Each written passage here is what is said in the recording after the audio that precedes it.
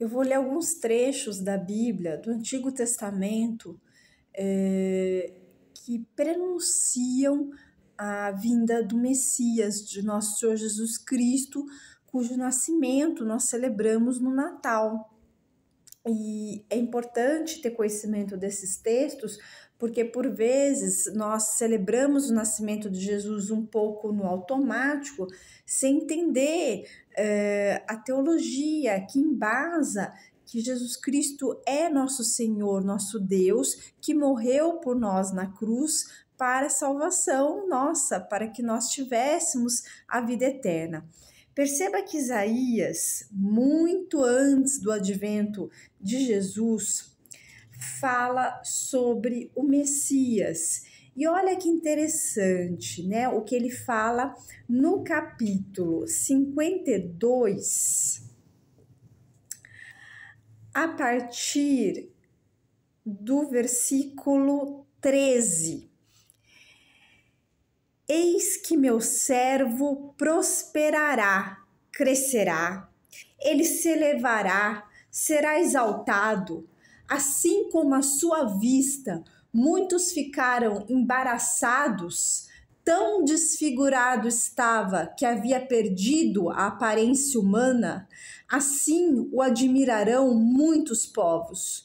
Os reis permanecerão mudos diante dele, porque verão o que nunca lhes tinha sido contado, e observarão um prodígio inaudito. Esse trecho é muito significativo para nós, porque o servo a que se refere Isaías, para nós cristãos, é Jesus Cristo. Perceba que ele cresce, se eleva e exaltado após a ressurreição. Conforme a fé cristã expande, os reis de fato se dobram a um rei muito maior, que é Jesus Cristo. E aí há uma admiração por todos os povos. E olha que curioso, o versículo 14 fala: assim como à sua vista muitos ficaram embaraçados, significa desconcertados, porque no momento da paixão de Cristo, da crucificação, ele foi visto como alguém derrotado, como alguém que causava vergonha, ele causou embaraço, desconcerto, até em alguns que o seguiam, não é? Porque a morte de cruz era a morte mais vergonhosa no Império Romano. Tão desfigurado estava que havia perdido a aparência humana. Nós sabemos que Jesus foi torturado, açoitado, flagelado antes da crucificação. Nós sabemos, né? Vemos na imagem do Santo Sudário o rosto dele totalmente ensanguentado, desfigurado. Mas olha como esse trecho que eu li, ele é interessante, porque a despeito dessa humilhação que Isaías descreve muito tempo antes de Jesus nascer, Isaías já avisa que vai haver um momento em que então ele vai ser exaltado, os povos o admirarão, os reis ficarão mudos diante dele, porque verão o que nunca lhes tinha sido contado. Um Deus que se faz homem, não é? Que é o mistério da redenção. Então, esse trecho de Isaías é fantástico, fantástico.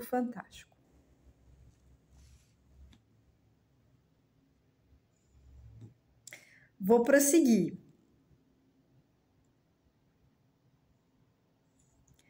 No capítulo 53, nós temos um trecho que também fala do Messias, e é um trecho tão importante que até o cineasta Franco Zeffirelli, quando ele faz o filme Jesus de Nazaré, ele insere esse trecho na boca de Nicodemos, quando Nicodemos vê de longe, né, com certo receio, o que está acontecendo no momento da crucificação, quando ele vê Jesus padecendo a morte, o sofrimento, ele cita Isaías 53. Olha que interessante, gente.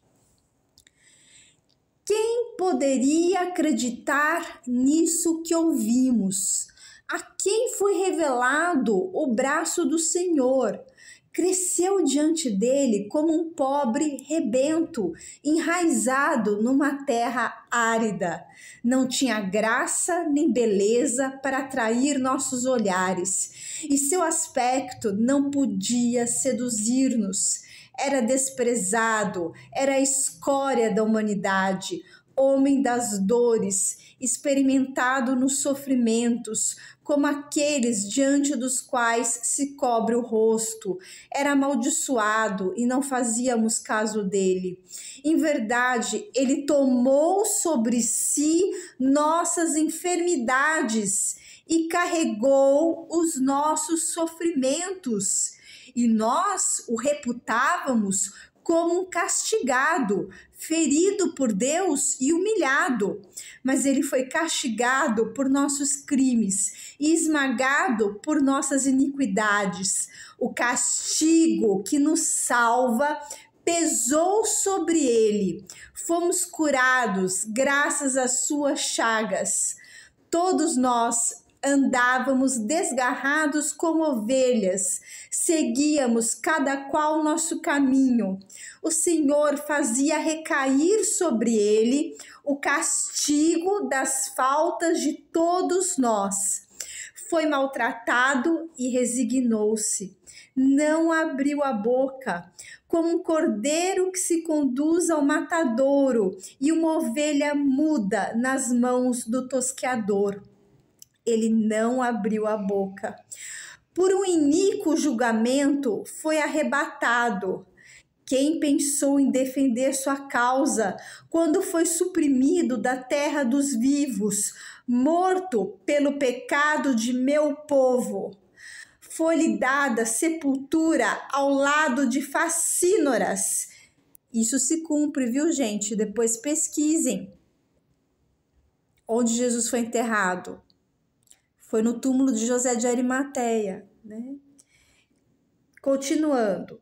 E ao morrer, achava-se entre malfeitores, se bem que não haja cometido injustiça alguma, em sua boca nunca tem havido mentira.